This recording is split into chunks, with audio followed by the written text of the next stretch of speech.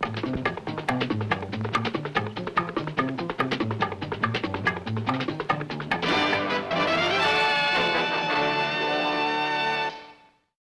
climb the dunes of Utah or Omaha today is quite literally child's play. It was not so in June of 1944. D-Day.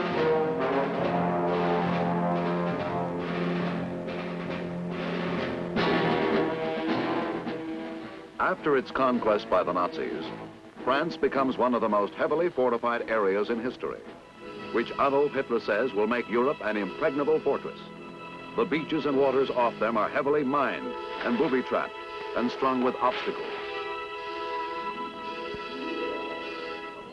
The men who will spearhead the invasion board the ships which will carry them to their long-awaited hour of decision. In file after file they come, in all the ports where the invasion fleet lies at anchor, moving up the gangplanks in a long, solemn shuffle, whose cadence becomes the heartbeat of history. The eye of destiny is now on these men, who board their vessels bringing only what they can carry on their backs and in their hearts. The great Armada begins its ponderous move into the Channel waters. With almost 5,000 seagoing vessels, the historic Armada is the greatest ever assembled. The men who will actually be the first into France are still back on English soil.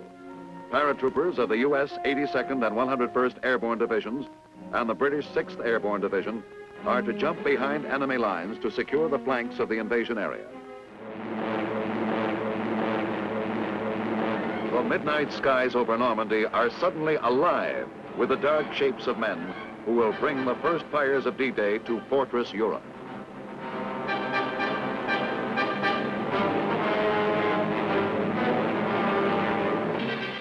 An hour before the first troops are scheduled to hit the shore, a naval bombardment opens up on the enemy's coastal defenses.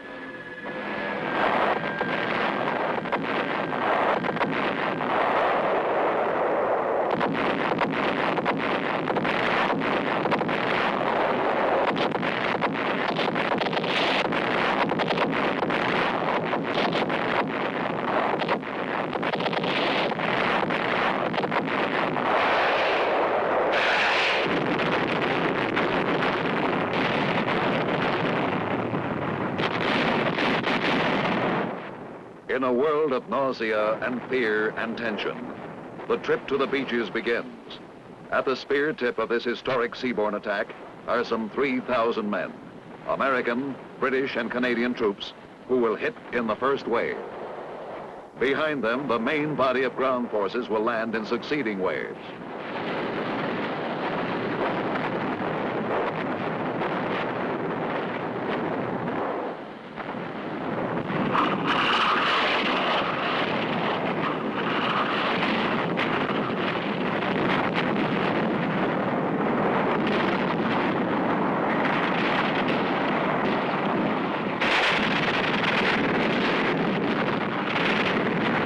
On beaches called Utah and Omaha, and Sword and Gold and Juno, they come ashore.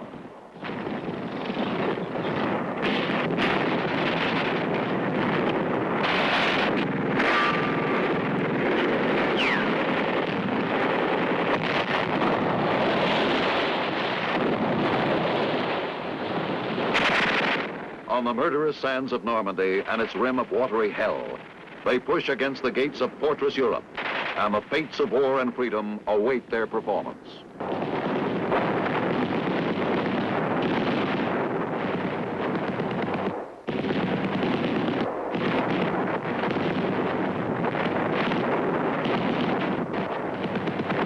Enemy resistance varies in degree from beach to beach, but for every man there, the new world of Normandy is a world of private agony and chaos, and no man can see the broad design beyond it, on a scale so epic that words written long ago by William Shakespeare could have been composed for the 6th of June, 1944. He that outlives this day and comes safe home will stand a tiptoe when this day is named.